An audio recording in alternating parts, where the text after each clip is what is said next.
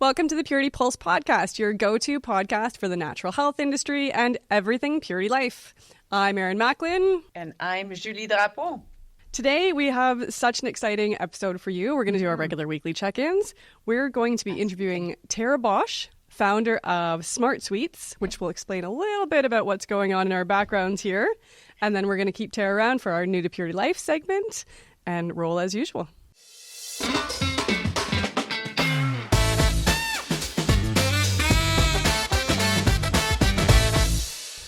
So, Julie, what are things looking like this week? Exciting something, but I'm almost not shy. No, I'm not shy at all. Am I shy? No, I'm not. 50 years old. I'm celebrating my 50 years old this month. And so I'm preparing actually a big dance party. I was thinking about what do I want to do for my birthday. So we're going to send some invites between friends, employees, and it's going to be in Quebec City. Because I was thinking, what do I want to do the most on my 50th birthday? Is dancing. Dance. I want to have a party and fun and Smart Sweet around us and, just having lots of fun. And even though it's a big milestone, I honestly doesn't feel like 50 years old. And so I want to show and share with everybody that milestone and having fun with people that I'm close with. So that's what has been in this week. It's like finalizing the details and making sure that everybody is good to come and have lots of fun. So yeah, that's my week. I don't like, you can probably see it in my face. My mouth is like dropped. I don't even know how to respond to that. I'm so excited. Dance party. I get it as a surprise. Come on. I get it as a surprise. Yeah. And hopefully I'll see you there because, we do the podcast together. We need to dance also. I have so many questions about what else is going on at this dance party. I can't even contain myself. There will be a lot. And for those who will be there, we'll be having lots of fun. That's all I can say for now. So cool. So cool. Good for you. Oh, that's exciting. I can't beat that. I'm not currently planning a dance party. I'm currently just trying to make it through March break with my kids at home every day, like keep them busy and keep them occupied. What's another dance party? Yeah, I need the dance party. So this is perfect. This is probably why I'm latching onto this so quickly. I'm like, dance party? Yes, I'm in.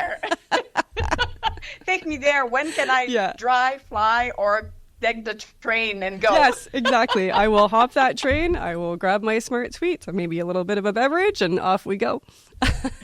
Awesome. That will make my day. That would be awesome. So exciting. Yes. We'll have a lot of fun. And now let's go to our interview with Tara Bosch, the founder of Smart Sweet. Hey, Tara, it's so great to have you here. Thanks so much for coming. Super honored to be here with you guys. I know you're probably quite busy. What does a regular day in the life look like for you these days? A day in the life. There's no 2 days look the same, I feel like, in startup and mom life. But a typical day would look like showing up for my toddler in the morning and being with her and thinking of whether it's with Smart Sweets with our innovation or consumer things we're moving forward, or in supporting other women in their businesses, really what are the 3 to 5 things that I want to do today to move the needle on progressing those things forward. That's awesome. And I was doing some research, of course, and looking at all the trends out there. A couple of years ago, we had the different diet coming, the keto, the protein, and then we went into talking about the no sugar.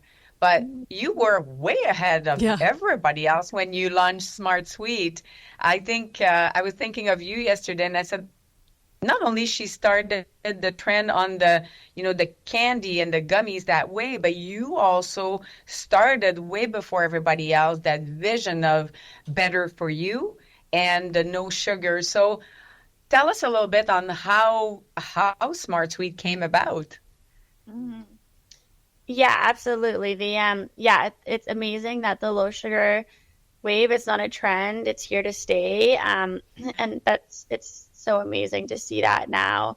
expand across different categories and really cement further in the candy category as well. But for me, I was always a sugar addict growing up. And so I loved candy. I loved everything about it. I loved enjoying it with my grandma, who was like my best friend in the world. But as I entered those teenage years, it began making me feel bad about myself. It impacted my body image and self-esteem. So I stopped eating it. And it wasn't until several years later that I had learned and developed a healthy relationship with food, that it's not about cutting out your favorite foods. It's about finding smarter choices.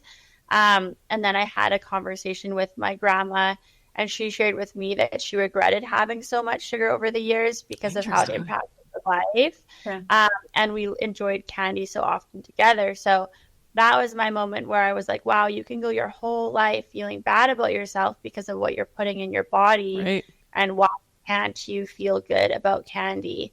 So that started my kind of rabbit hole deep dive into excess sugar consumption globally, how it's kind of this silent epidemic. And really, the idea with Smart Sweets was, if we can kick sugar out of the candy aisle, which is the most sugar-packed aisle in the grocery store, then it makes a much larger statement about why is there so much added sugar in our foods today. So that was really what started the mission to kick sugar. I read on, sorry, Erin, we're not in the same studio today, so it'll be a little adjustment. I read on Wikipedia, I was looking at everywhere, like on your story, and is it true that it was in 2016 and you were in your kitchen basically starting the recipe and the mix of the candy? So is that how it really started, in your own kitchen doing some testing? Yeah, I had such a visceral pull and had never felt so passionate towards something in my life. I felt like I needed to make this exist in the world for people. So I dropped out of college right away, got ingredients from the grocery store to start, and a gummy bear mold online, and then just began going for it. My landlords in my little crappy basement suite, they thought I was doing. What is she doing? The temperature is so high, I was smoking out those and stuff. I love that the origin is so genuine, that came from really that relationship you had with your grandmother and really wanting to make sure that she was happy and seeing that you could actually change that impact and whatnot. That's such a cool origin. I know you're saying you felt this visceral pull to it. Did you always know that you wanted to be an entrepreneur, or was that something that just kind of happened organically? No, I didn't have the confidence growing up. So I had lots of ideas, and I'd watched, Dragon's Den religiously growing up, but I never had the confidence to think that I was actually capable of acting on an idea. So I'd write them down. And I had a drive. I was working full time from the time I was 13 between Domino's and McDonald's and, all the things, but I didn't have the capability or confidence to see in myself that I could actually bring something to life. And that really didn't happen until I had a healthier relationship with food, where I had more self-esteem and confidence in who I was and my capabilities. Wow. That's amazing. And I think that if you can speak on that importance of female-founded business and mentorship, I think that's so wonderful to see, where you started, and we'll call it lack of confidence and maybe the imposter syndrome in certain instance. And then today, you're mentoring people. So I want you to talk a little bit about that, because that's, I'm sure people you're helping, they're looking at you like you've done it. And talk to us a little bit about that. Yeah, it's something I'm super passionate about, because when I started my company, I every single day woke up with overwhelming insecurity and self-doubt and questioning if I was capable, and really, really had to put cheesy quotes on my mirror, watch Oprah Super Soul Sunday, all these things every single day to give myself the ability to move through the fear and take a step forward. And I always thought, at some point these feelings go away, and at some point I will have this confidence or knowing of what I'm doing. And what I learned was, like, whether it was me delivering the retail deliveries from my Honda Fit hatchback or hopping on a team with 80 team members when we're doing over 100 million in revenue, I still had those exact same feelings of, wow, am I capable? Like, what am I the person to be doing this? And that has never gone away. Even now, today, I still feel the same way. If I'm supporting another woman, I'll be like, wow, they're amazing. Like, who am I to like have anything to share with them, and then have to like pause and just do it anyway? And so I'm really passionate about, I think, normalizing those feelings that everyone has, but especially women. Wow. Yeah, I think sorry, it's funny that just to continue on that, is we just had a group of our managers doing that imposter syndrome, and one of the tips that the professional that was there to help us to go through that session was talking about exactly what you're saying, to normalize them, because the syndrome or what you're feeling, they will happen, but to identify them and keep pushing through, even though you have that fear. I think that's the most valuable, and people that you're helping are definitely, I mean, that's so good, because you can have somebody that mentor you, but, they're ultra confident, which is, it's great, but it doesn't connect as well as somebody that you can say, hey, I'm still not confident every day, and, I've been successful, so you too can do it. So that has so much to give. So you should be extremely proud, and it's fantastic to hear that. Yeah, it's really cool how intentional you are about that, of like kind of accepting those feelings and being aware of them, but then just kind of pushing yourself past them. I think it's also really neat that you said that you kind of start your day and give yourself, okay, what am I going to do for my family, for my toddler? What am I going to do for my company? And what am I going to do for other women? It's such a neat kind of key point to start every day with. Like, that's amazing. That's something that you're offering to so many other women. I think that's just really amazing. I mean, it's the circle of life, in the sense that the universe, nice. So many incredible women on my path. Sorry. The dogs are passionate about imposter syndrome and normalizing. The universe put so many amazing women on my path that helped me see myself, what I couldn't see in my own self at times. And so now I just really understand the importance of being able to show up for someone and just in those moments say, like, I believe in you, and like, no matter where this goes, like, I got you, I'll be here. The power of someone believing in you is pretty amazing. I love that. Yes. I love that. So can you tell us a little bit more, just to switch gears a little bit, give us a little bit more of a background of Smart Sweets, the product, and can you tell us kind of some of the highlights there? Yeah. So the vision behind Smart Sweets is really to take the candies that you know and love and reinvent them without all of the sugar. And so for us, our pinky promise to the consumer is always that we're free from sugar alcohols, artificial sweeteners, and added sugars. And we started with gummies. And so our very first product was gummy bears. And then from there, we went to our consumer, who we call our friends, and they're our North Star. And so we did sweet fish next, and then peach rings, and really just going through those nostalgic classics that you have such those fond memories of, that you can't help but smile from when you were a kid and you had that time that you just like smile and laugh. Candy's such a joyful, emotional thing. Yeah. And so that's really what we work to create. And the vision ultimately is that you can go to the candy aisle, think of any of your favorite candies, and Smart Sweets be the brand delivering on the low sugar version of that for you to enjoy.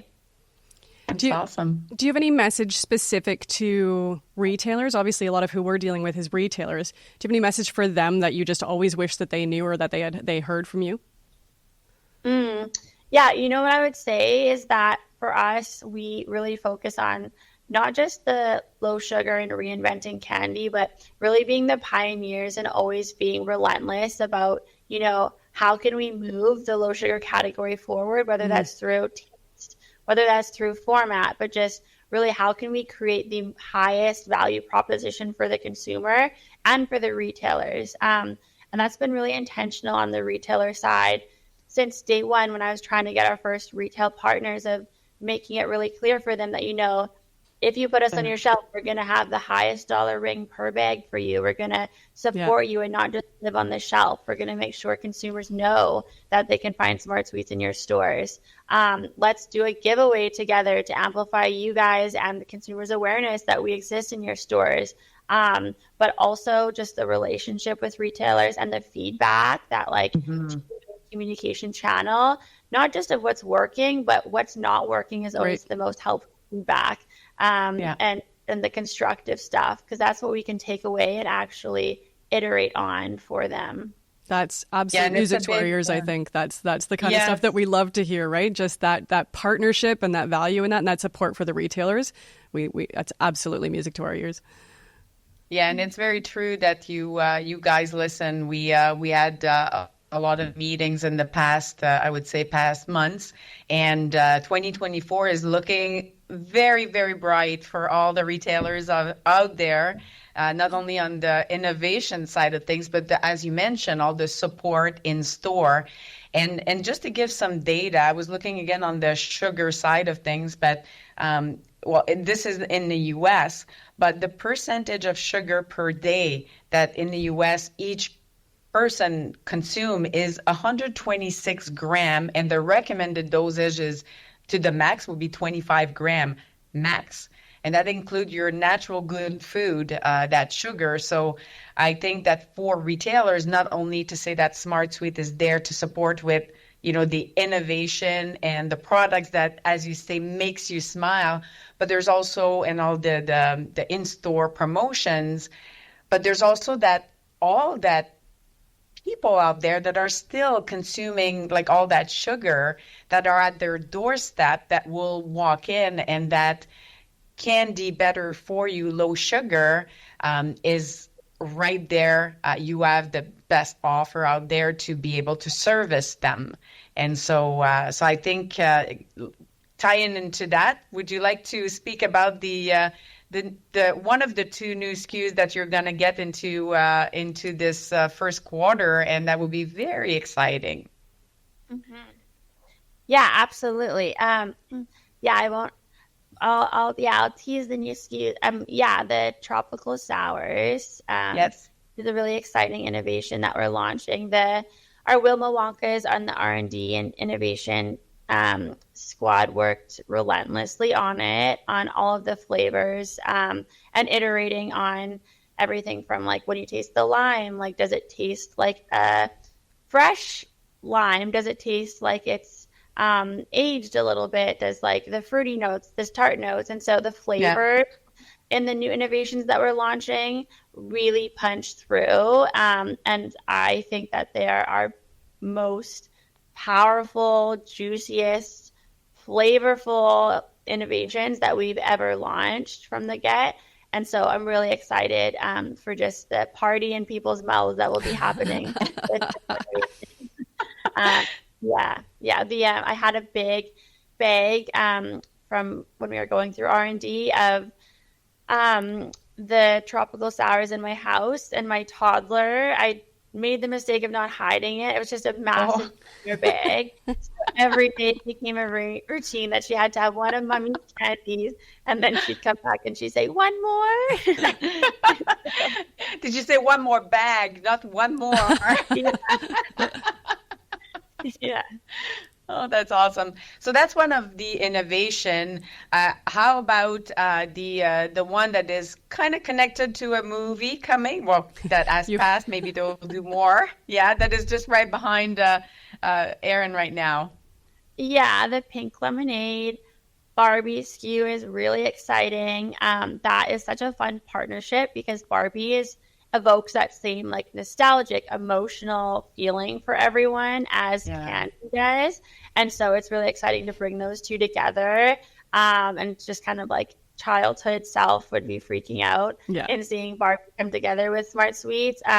Yeah, but that innovation as well with the flavors, those in the same way that the tropical sours do, the team has like really, really nailed refining what that experience is like. And the shapes are fun and like Barbie-esque as well too. So yeah, Oh, I'm that's really, cool. really excited for what that will bring and that just the joy of kind of the excitement of Barbie paired with candy and smart sweets. Yeah, we were just talking about using that in store because, Smart Sweet, as you said, it's better for you, low sugar. So that's the, logical, good decision. But then you create the fun around that. And I would highly advise all retailers out there to create an event in your store. When you launch it, you can throw a Barbie party and have the products. You can create a lot of using displays that will be available, the clip strip everywhere, and make sure that you use this as a big, a big bang, not just list the product, put it in on shelf. Use that because people want to have fun. And that Yeah. category is all about that, right? So as you said, I think about your, the connection you have with your grandma. You're not the only one there that had connection with, and that's what we want to remind customers. And I highly suggest it's easy to put a couple of displays. You can even ahead of time prepare, as I said, that Barbie party in the store where people can come dress up, do contest. We Yeah. will have something going on ourselves here for the retailers, but do that for consumers Yeah. and have some passive demos. You can open bags. It's all the support that can be done. And this way, you create, at the same time as creating the fun, you're creating health, which I think that's why we're in this industry for. So that's super exciting with those SKUs there. Yeah, Very I happy think about with that. this particular innovation, that's always what you're looking for, right? Is a topic, a story to tell, and this is something that I think if a store can run something around it, whether it's an event or just different decor, it evokes a feeling for a lot of people, right? That's going to incentivize, and once you've got that feeling and that vibe, you can really work with that to get some product moving for sure as well. We usually do a new to purity life segment within our podcast. So this is kind of it. This is the new to purity life. Are this amazing innovation that you provided us? Yeah. Yeah, it's really amazing ideas that you guys have for how they can bring that to life. And on the whole tasting is king. People tasting this SKU, I think will pair that excitement from seeing the visuals to, Yes. wow, this is a repeat snack now that I'm going to have this SKU. Yeah, look at your bag. I went back to our old purity files and I was looking at your original bag to today. And when you launched the first bag, I was like, woo, this is exciting. And now we look at the new bags. It's like, oh my God, like I have some behind me here. And it's just striking. So even for a store, just create that colorful set that is super attractive. And I know that you're also launching one of your SKU that in the US is doing, top selling SKU, the caramels, correct, as well? Yeah. That's one of my favorite. It is so good. And I have to admit, I'm not a candy person, but that one really reminded me, actually, my grandma, when I was going to her place, she had her caramels in that really special vase. And I can never forget that. Yeah, so when I tasted in the US, I said, oh God, can't wait to have them. And they're coming this year too, correct? Yeah, they are. It's really exciting because, it's kind of like that halfway on the scale between like non-chocolate and chocolate in the sense of it delivers that kind of sweeter experience that if you're not looking for that kind of fruitier taste palette. And with the caramels, what I love about them is the amount of recipes that you can do with them as well is just like endless. Like dipping the apples and caramels has been really nostalgic for me, like going back to your childhood. Me too. And all sorts of winter baking and stuff like that. Yeah. So and the caramels is also just a beautiful color in the rainbow from a merchandising standpoint. Rounds out kind of that rainbow on shelf. Fantastic. What a year to come. It's with your brand. That's ultra exciting. Well, we were so excited about this new innovation, especially the Barbie innovation, that we actually took a whole team of people from Purity Life to watch the movie. So for those of you that are tuning in and listening and watching, definitely stick around after we're finished here, because we've got some bonus content as well that I think everybody will find really interesting. Amazing. That's so fun. That's such a fun field trip to do together. We had a really good time. It was really fun. Yeah, It's a that's very awesome. movie. They did such a great job. I did not expect to cry watching Barbie. I definitely. Yeah, it's funny. No, I don't it's so think either of true. us really knew what to expect walking in either. Yeah. No. They did such a great job on it. Yeah, it's wonderful. It really gives it a whole different perspective of the Barbie for sure. Yeah. Well, thanks so much for coming, Tara. It's been amazing, and you've been such a pleasure to speak with. We really appreciate you coming out. Yeah. Thank you so much, guys. Thanks for having me. It's been a pleasure, and love your studio setup, even your at-home studio setup. It gives me full love to transport myself there with you. Well, we welcome you anytime, and you're such an inspiration out there. Keep doing what you're doing, because there's a lot of people looking up to you. So thank you for all you do and bringing on better for you options in a fun way. Likewise, thanks to you both for creating all the impact you are in the world as well. Thank Thanks, you. Tara. So this concludes today's episode. I'm very excited, Erin. We have a beautiful gift basket to give away. That's right. From Smart Suite. And the way to participate will be to go on our Smart Suite Instagram post, where you're going to put your favorite moment of this current podcast. And we're going to pick randomly the winner on what date? March 29. That's awesome. So we also really want your feedback. Tell us what you like, what you don't like. Tell us what you want to see next. Email us at marketing@puritylife.com. You can certainly follow us on Instagram, Purity Life Health Products LP. I'm at Erin G. Macklin, and Julie is JD_Girl Power. Thanks again so much for joining us, and check us out next week.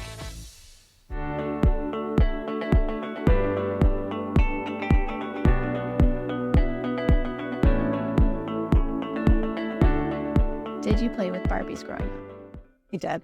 I had a collection. Remember being gifted a Barbie car, literally the one from the movie, and Barbie herself. Which character did you relate to the most in the movie? Alan. I don't like to be the center of attention, and I like to be the person that encourages the person who's the center of attention. But I guess the regular stereotypical Barbie, just trying to figure out where you belong. If you could be any Barbie from the movie, which one would you pick? President Barbie. Ooh, the one with the cutest outfit. Oh, Dr. Barbie, I guess. I'd probably be Barbie. My parents were going to name me Barbara if I was a girl. Was there a moment you can remember when you first became aware of gender roles? Yes, I grew up in a farming family, so girls in the kitchen, boys in the barn, and I hated it. So I was privileged when I grew up. My mom was in business, and she had a great job, and then she also balanced bringing us around as kids. We were figure skaters, we always did activities. So looking back at that now, I'm like, how did she do it? Being where we were back then, but a woman of power, it was something I looked up to, and I guess that's very relatable to what we watched in that movie today. And grew up basically the late 60s, early 70s. Very strong male-female roles. On television, there was Archie Bunker with Edith was suppressed, but I think it was probably All in the Family that did that, because Edith was actually a very strong woman. So yeah, I'm going to say TV did that for me. The Mary Tyler Moore Show, the All in the Family, really did play a role in that. When was the last time a man supported you as the main character? It happens all the time in my life. I've been very fortunate to be surrounded by supportive men all my life. I'm very lucky. I have a partner that every single day I am in character, and he lets me know it. So that's really nice. Husband supports me as the main character. He is the Ken to my Barbie, absolutely. Well, I guess to my wife and my daughter in a lot of ways. I also work in this industry, which is very female dominated. You look at this room, I'm the only male here. Complete switch of roles from, Mad Men type of thing. So I think it's a change for the good. Did this movie change your perception of Barbie? So there were moments where I was thinking less about what we refer to Barbie in her appearance and more about Barbie and her being herself. So there was a moment where it relates to, you can look the pretty role and then be the same human inside. So there is a lot of that going on in my head while I was watching.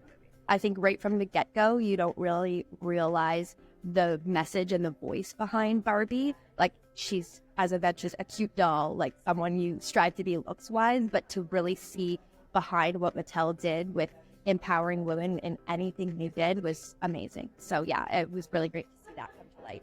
My expectations were a little different. I thought it was just going to be a kid's Barbie movie, but it really did have a good message to it.